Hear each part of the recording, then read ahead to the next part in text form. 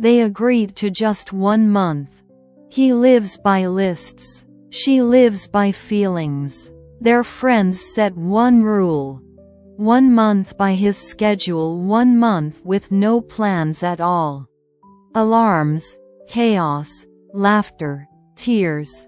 A first kiss without instructions. An engagement that was never scheduled. A story about how love begins where plans fall apart.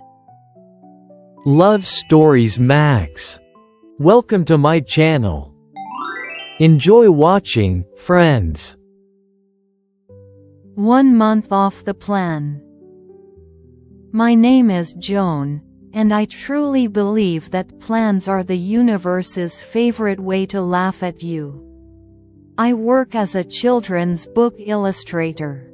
I draw crooked stars, cats with sad eyes, and people who look happier than I ever do before coffee. My work schedule looks like this. Whenever I wake up, the day begins. I never set an alarm because I consider it a form of violence against one's personality. Which is exactly why I still don't understand how Larry ended up in my life. A meeting that wasn't supposed to happen. "Joan," my friend Maggie said, "I found the perfect man, just not for myself." Maggie is a wedding planner, which explains a lot. She lives by color-coded spreadsheets, timelines, and always knows where her keys are. Her boyfriend Tom, a barista and amateur poet, on the other hand, is constantly losing his things and rhyming words like coffee with lava. They are strange, but happy. And they were the ones who decided that Larry and I needed to meet. "He's wonderful," Maggie continued. "But very proper." "How proper?" I asked carefully. "He has an app with lists of lists." I should have run right then. Larry arrived at the cafe exactly at 6 p.m. I arrived at 6:17, with messy hair, a smudge of paint on my sleeve, and coffee spilled down the front of my coat. "Hi, Joan," he said, smiling so precisely it felt like he had practiced it in front of a mirror. "You're 17 minutes late. That's my personal best," I replied proudly. He worked as a financial analyst. He loved order. Ran every morning. Planned vacations 6 months in advance. His apartment, as I later discovered, smelled like cleanliness and logic. Mine smelled like paint and leftover pizza. The 1-month agreement. A week later, after several awkward but strangely pleasant dates, Tom proposed an idea. "1 month," he said. "You live by each other's rules." "What does that mean?" I asked. "For half the month, Joan lives by Larry's plans." "And the other half?" Larry asked. "The other half, Larry lives with no plans at all." We looked at each other. I looked excited. He looked terrified, carefully hiding it behind a polite smile. "Deal," he said. That was the moment I realized I was in trouble. 2 weeks of hell, for me. Larry created a schedule for me. Wake up. 7 a.m. breakfast. 7:15. Coffee. 7:25. Shower. 7:40. Where's the part where I stare out the window and think about life? I asked. That's inefficient, he replied seriously. I tried. I really did. I set alarms. I ate oatmeal. I even cleaned my apartment. On the 3rd day, I cried, because he threw away my old movie ticket stubs. That's memory. That's trash, he said. Then, immediately, I'm sorry. Sentimental trash. But you know what? I started to like that he was always on time. That he remembered my deadlines. That he left me notes like, "Don't forget to eat." This is not a suggestion, it's an order. 2 weeks of freedom, for him. Then it was my turn.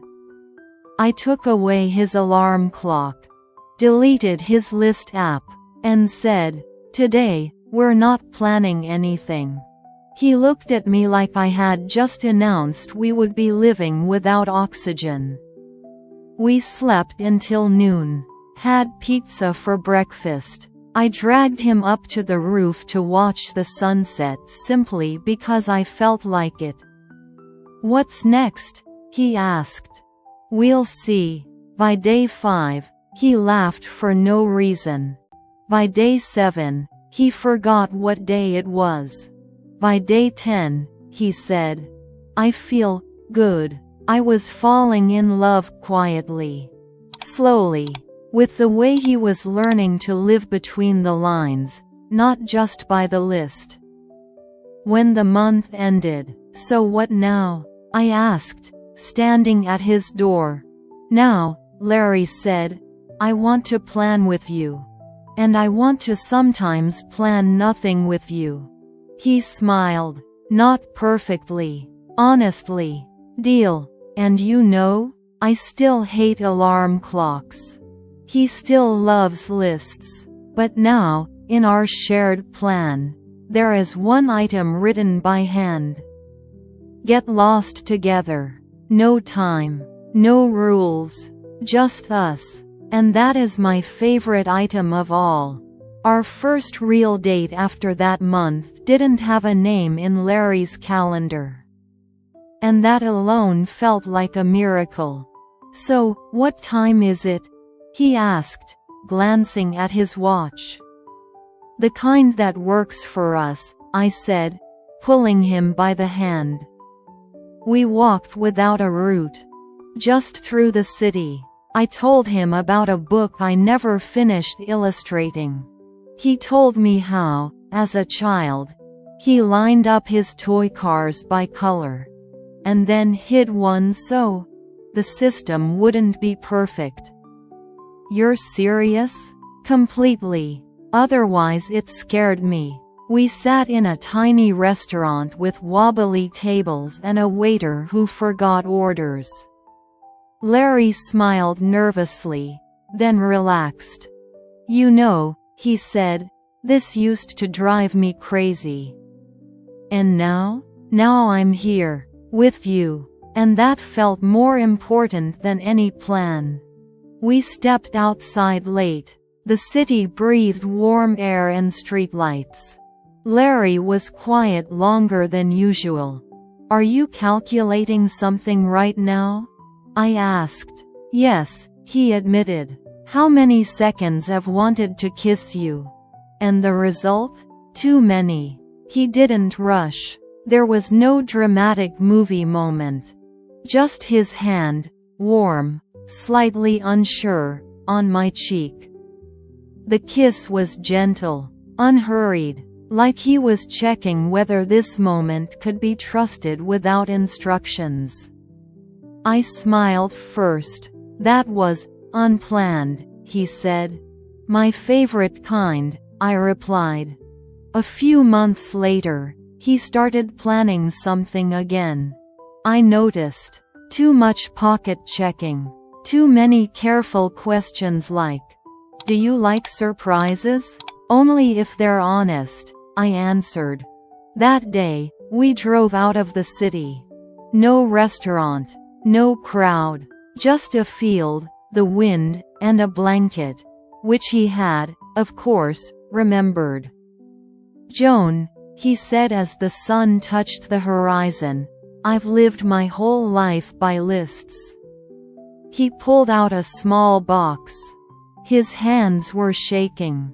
"But you're the one thing that never fit, and somehow became everything."